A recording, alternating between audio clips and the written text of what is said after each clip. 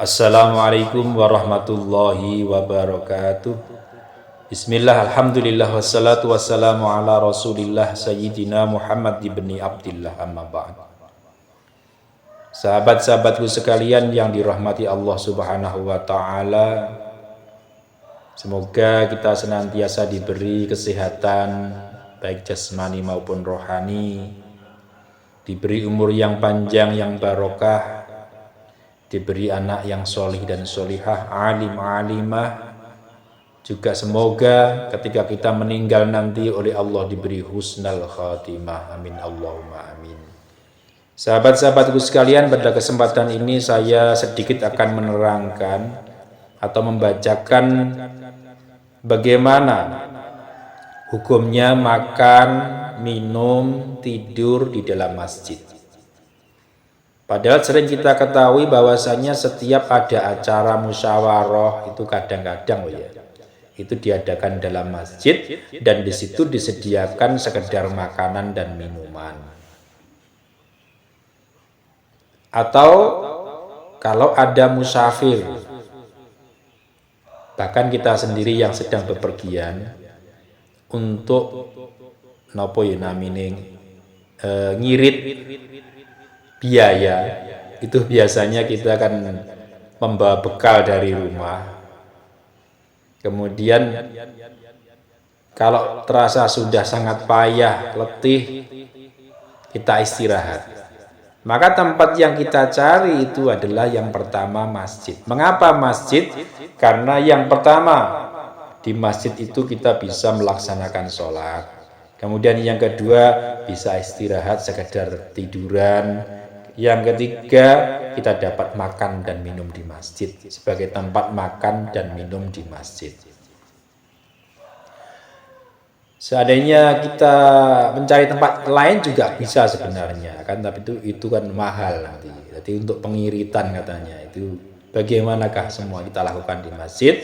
Maka jawabannya makan, minum, kemudian tidur di dalam masjid itu diperbolehkan.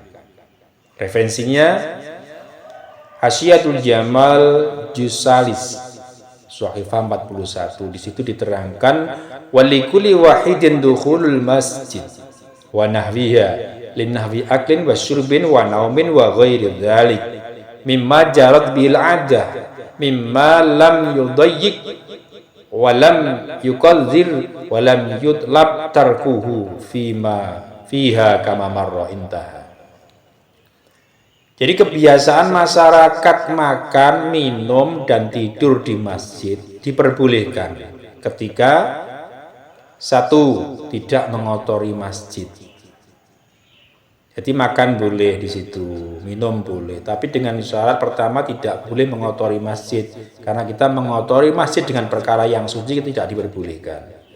Jadi kita berusaha untuk tidak mengotori masjid. Bagaimana caranya? Ada kalanya sebelumnya kita bentangkan semacam tikar atau plastik. Nanti kalau ada yang jatuh, itu nanti bisa langsung bersih dengan kita buang. Kita pindah tempat sampahnya atau tikar tadi. Atau menyediakan tempat sampah tas plastik suatu misal, itu juga lebih bagus. Kemudian syarat yang kedua, tidak mempersempit orang yang sholat. Kalau kita rombongan orangnya banyak, 3 bis, masjidnya kecil, kemudian semuanya di dalam makan bersama sampai orang sholat bingung mau bertempat di mana ini. Ya ini tidak boleh kalau begitu, karena keutamaan masjid adalah untuk beribadah kepada Allah, sholat dan lain sebagainya. Jadi tapi ya tidak mungkin kita rombongan cuma satu keluarga. Itu pun kadang-kadang kita makannya juga di serambi masjid. Ini seandainya kejadian seperti ini, seandainya kita makan di masjid. Kalau memang yang biasa kita lakukan, itu biasanya kan kita makan di bagian luar masjid, nanti kalau sholatnya di dalam masjid. Pokoknya sip deh kalau kita istirahat di masjid. Kemudian yang ketiga, bukan makanan yang dilarang dikonsumsi dalam masjid. Contohnya apa? Makanan-makanan yang berbau tajam. Contoh, kita makan kalau buah-buah apa itu nangka, baunya itu sangat menyengat. Kemudian buah durian, ini super nih baunya. Kemudian jengkol, kemudian pete.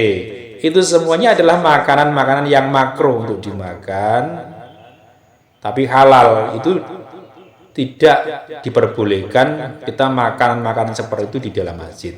Kalau kita makan makanan itu hukumnya sebenarnya makruh, karena akan mengganggu orang yang beribadah di dalam masjid. Bahkan ketika ada orang yang baru saja makan pete, suatu misal yang baunya tajam seperti itu disunatkan untuk membersihkan mulutnya dulu sampai tidak berbau sebelum dia datang ke dalam masjid. Contohnya begini, jenengan misalnya makan pete, mau ke masjid, berusaha dihilangkan dulu baunya. Nanti kalau bau sudah hilang, baru kita masuk ke dalam masjid. Tapi kalau darurat, sudah waktunya sholat Jumat, dikhawatirkan nanti tertinggal hampir habis, padahal mulut kita masih berbau pete, ini bagaimana solusinya? Ya berkumpul langsung ke masjid. Baunya masih tajam, ya terpaksa makruh. Tapi saya yakin yang ada di dekat Anda, yang minyaknya misi kalah dengan minyak yang ada di mulut Anda berupa pete tadi. Ya, ini hukumnya adalah makruh.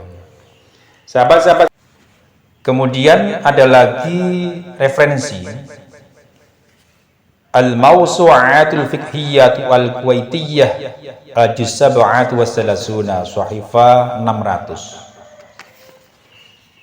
Di sini diterangkan waqala Syafi'iyah, telah berkata para ulama Syafi'iyah yang mengikuti Imam Syafi'i, yajuzu aklul khubzi wal fakihati wa bittihi wa ghairi dzalik fil masjidi.